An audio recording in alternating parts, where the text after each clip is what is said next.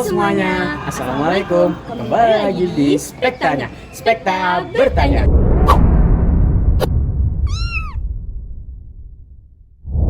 Pada kesempatan kali ini, SMA Budi Warman II Jakarta akan melaksanakan uji sidang karya tulis ilmiah untuk kelas 11. Dan pada kesempatan kali ini, kita dapat mewawancarai siswa-siswi yang sedang melakukan sidang karya tulis ilmiah. Penasaran kan? Yuk ikuti keseruannya. Let's go!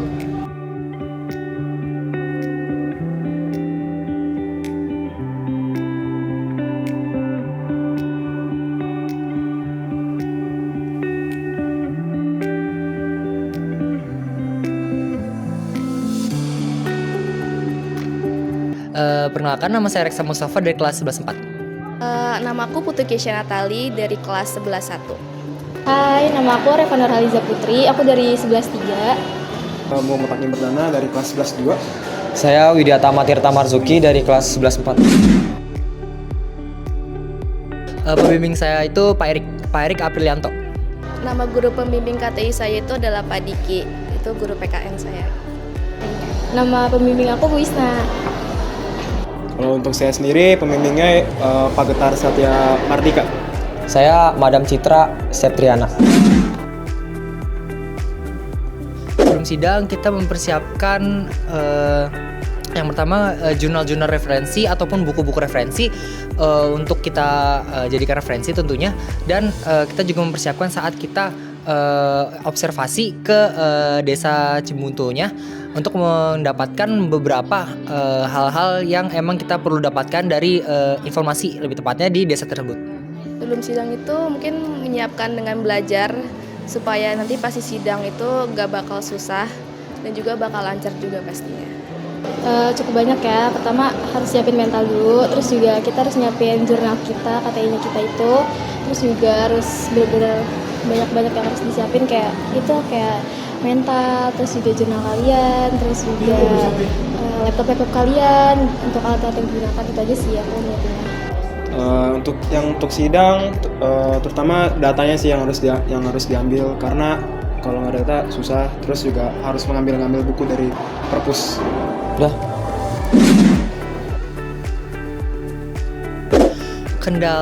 Kendalanya mungkin menurut saya terdapat miskomunikasi antara guru ataupun murid itu sendiri. Jadi menurut saya harusnya mungkin lebih dikoordinasikan lagi agar muridnya juga tidak bingung informasi mana yang benar, informasi mana yang kurang benar. Kendalanya tuh yang pasti revisi terus, dan yang pasti juga susah untuk ngumpulin datanya karena kan harus faktual juga. Yang kendala aku sih karena aku ngambil tema situs, jadi di perpus itu nggak ada buku tentang situs sejarah. Sekalipun ada itu nggak terlalu nyambung sama tema yang aku pilih. Terus juga jurnal-jurnal online itu juga sedikit banget tentang situs, jadi itu yang buat aku kendala bikin KTI ini sih, itu aja. Kendala saat penyusunan KTI itu cara buat gimana kita ngolah KTI lagi, karena pasti kan cuma sedikit yang kita ambil dari buku dan dari data-datanya, dan itu sih kendalanya. Perasaan saya yang pertama deg-degan karena saya juga nggak urutan pertama banget. Jadi yang lain udah pada kepanggil, saya belum kepanggil, itu bikin deg-degan. Sama sedikit ada rasa greget sih. Perasaannya tuh waktu nunggu KTI itu yang pasti deg-degan karena kan kayak takut pertanyaannya kan susah. Terus juga ternyata pas itu gampang kok, aman. Deg-degan aja sih. Iya. Pokoknya ya itulah, nervous.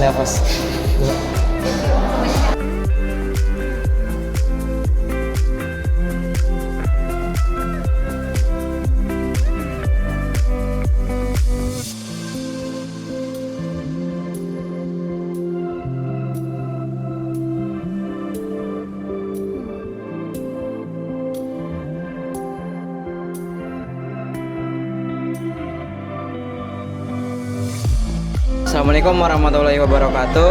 Perkenalkan, saya Muhammad Zain dari 11-1. Aku Anindya dari kelas 11-6. Perkenalkan, nama saya Nikita Dwi Pratiwi, saya dari 11-3. Baik, nama saya Tarwinanda Bagus Nufail dari kelas 11-5. Guru pembimbing saya itu Pak Bucek Kawilarang.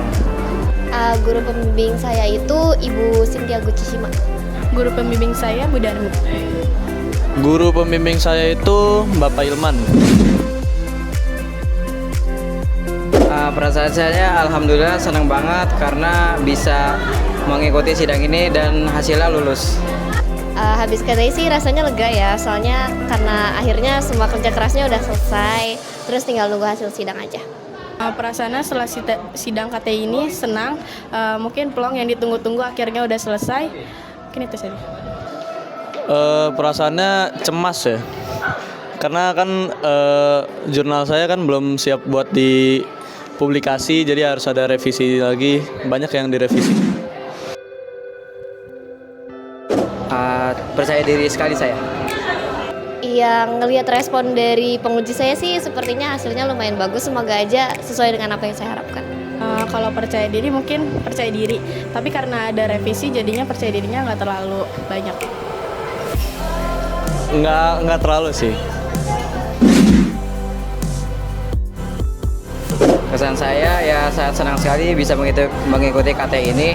Saran untuk tahun depan semoga adik-adik bisa mengikuti KTI. Yang penting yaitu menjelaskan secara jelas dan sejujur-jujurnya.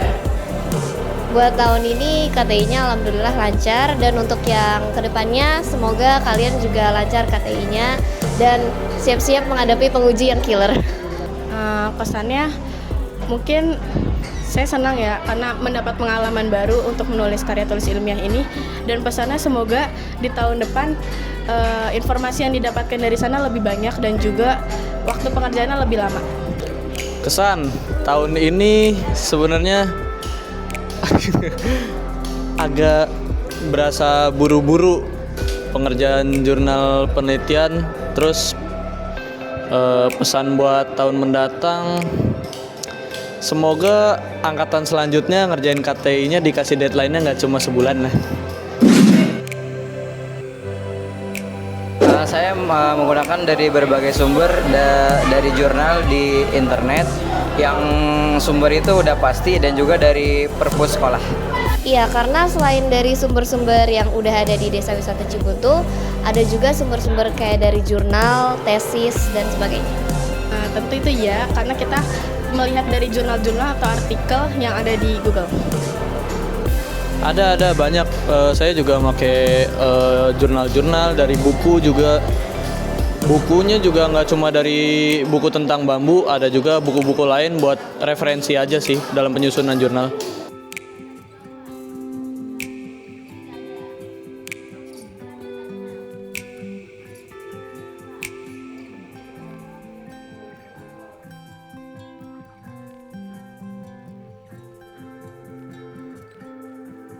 Oke, baik. Perkenalkan, nama saya Risya Yulandari, biasanya dipanggil Bu Ica. Saya ngajar matematika di kelas 11 sama kelas 12. Oke, nama saya Diki Anugrah Pratama.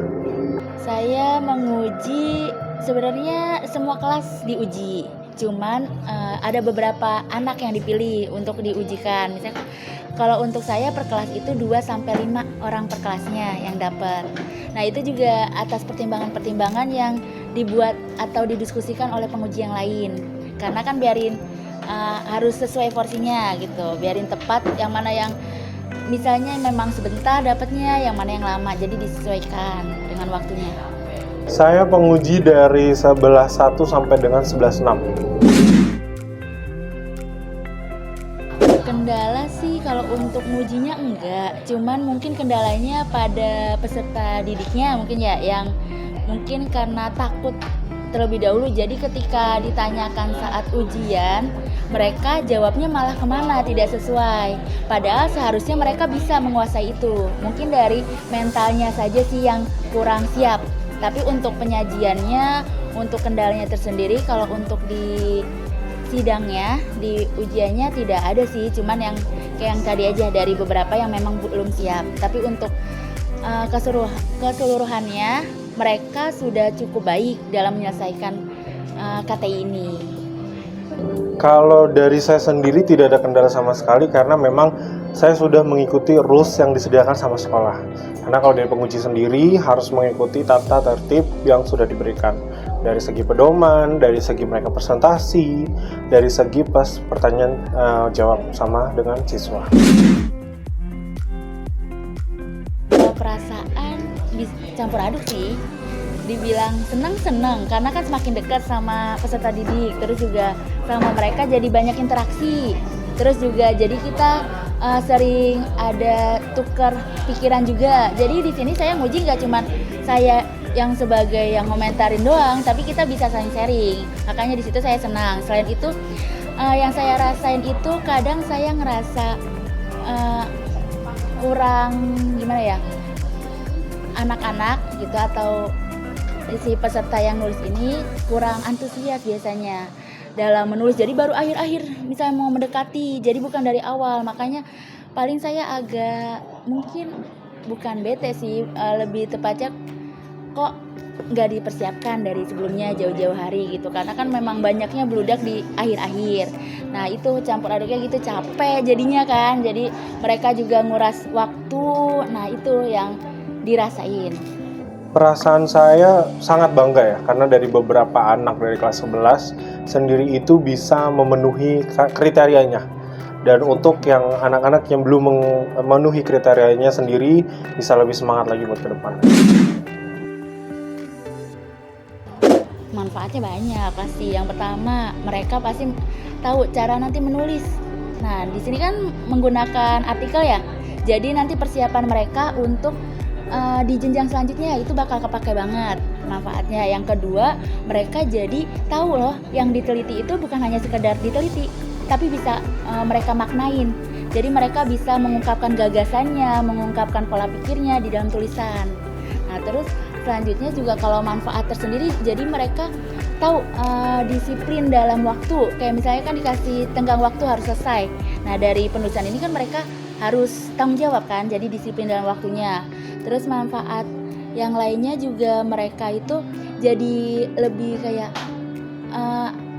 oh gini ya Bu ya, oh seru ya ternyata. Kadang ada yang kayak gitu ya, walaupun emang ada beberapa yang memang merasa mungkin capek ya, karena memang kuncinya di situ sih, kuncinya serunya di situ. Karena kalau misalnya mereka semakin mau tahu, pasti mereka bakal cari-cari itu apa. Nah itu yang menjadi makna dari si penulisan KTI ini. Manfaatnya itu ya gimana cara mereka mengungkapkan gagasan melalui tulisan. Manfaatnya ini sangat bermanfaat banget, karena supaya ini latihan kecil dari mereka, supaya nanti ketika pas di kuliah di universitas itu terbiasa menghadapi dengan dosen penguji yang lumayan luar biasa, karena dari sekarang sudah diajarin yang sangat luar biasa gitu. Saya Ilman Ezamora, saya mengajar prakarya dan kebetulan saya ketua pelaksana kegiatan study trip kelas 11 angkatan atau tahun ajaran 2023-2024. Tema kegiatan study trip tahun ini adalah pemanfaatan sumber daya alam dan budaya di Desa Wisata Cibuntu untuk siswa SMA Budi Warman II Jakarta. Kalau ditanya tentang kendala, mungkin hanya sekedar ide dan gagasan. Ide dan gagasan ini yang membuat kita sedikit terkendala, karena pemilihan tempat bagaimana yang cocok untuk anak-anak atau siswa-siswi SMA Budi Warman II melakukan penelitian, terus kegiatan study trip sampai pembuatan karya tulis ilmiah seperti itu. Oh, kalau misalkan untuk KTI itu manfaatnya untuk penulis, pertama untuk siswa dan siswi SMA Budi Warman II itu pembiasaan mereka menulis karya tulis ilmiah, sehingga nanti ketika mereka melanjutkan pendidikan, mereka sudah terbiasa dengan tugas atau dengan karya yang memang bersifat amat sangat ilmiah, yang diambil dari observasi di dalam kehidupan. Kalau untuk pembaca atau nanti penikmat KTI atau adik-adik kelas yang nanti akan menggunakan hasil karya KTI kakak-kakaknya, itu adalah acuan atau patokan agar mereka termotivasi bahwa penulisan karya tulis ilmiah ini amat sangat menarik gitu, dari pengerjaannya hingga hasil yang dimunculkan nanti di perpustakaan.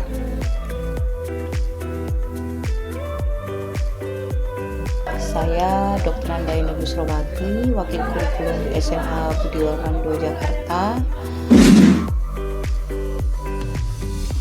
Diadakannya tujuan KTI seperti di tahun-tahun sebelumnya adalah untuk melatih para siswa mengembangkan ekspresi pikirannya dalam bentuk karya tulis ilmiah, yaitu seperti mini skripsi, agar mereka tahu tahap-tahap, tahu cara-cara dan metode dalam penulisan karya tulis ilmiah yang baik. Kegiatan KTI tahun ini seperti yang sudah dilaksanakan adalah satu. Pertama, kita harus mengadakan observasi ke suatu tempat di mana tujuan yang pada tahun ini adalah Desa Cibuntu yang terletak di Kuningan di kaki Gunung Ciremai. Kita pernah ke sana tahun 2018. Jadi ini tahun yang kedua untuk melaksanakan KTI di sana. Karena menurut saya tempatnya itu sangat mendukung dengan letak geografis pegunungan di mana terdapat sawah-sawah, terdapat perkebunan, di sana juga ada peternakan, kemudian ada peninggalan atau situs-situs yang mencerminkan budaya masyarakat di Cibuntu, terutama budaya Sunda, di mana itu dapat kita eksplor untuk menjadikan suatu sumber karya tulis bagi anak-anak. Harus dilanjutkan, harus berkesinambungan, karena apa yang sudah dilakukan oleh kakak-kakak kalian yang dulu dengan KTI tahun 2018 itu ke Cibuntu, itu juga dilakukan observasi, kemudian dilakukan juga penulisan-penulisan dengan beberapa metode yang sudah diajarkan oleh pembimbing. Karena kalau putus nanti kita tidak akan menyambung dari apa yang sudah kita lakukan dengan baik. Dengan adanya KTI ini tentu kan anak-anak jadi tahu, oh ternyata menulis dengan karya tulis ilmiah itu beda ya dengan mengarang biasa, karena di situ ada beberapa step-step yang harus diikuti, dari daftar isi, kata pengantar, pendahuluan, kemudian tujuan target, kemudian ada metode apa yang dipakai, apakah observasi, apakah wawancara, apakah langsung dengan narasumber dan sebagainya. Itu semua menjadikan pengalaman untuk bekal mereka nanti jika kuliah di PTN maupun BTS. Tentu kan di sana akan lebih luas lagi dalam membuat karya tulis ilmiah, baik itu melaksanakan tugas-tugas harian di kampus maupun untuk membuat skripsi. Jadi anak-anak udah nggak kaget lagi, oh ini sudah dapat loh di SMA. Nah itulah kelebihan dari KTI di SMA Budi Warman. Mungkin tidak diterapkan di sekolah lain, namun kita berusaha untuk menjadi yang terbaik. Gitu. Nama saya Khairul Arjuna, saya adalah pustakaan SMA Budi Warman 2 Jakarta. Ya tentu perpustakaan menyediakan buku-buku terkait dengan jurnal ilmiah untuk tahun 2024. Terus tahun ini kita menyediakan buku-buku peternakan dan juga tumbuhan khususnya bambu.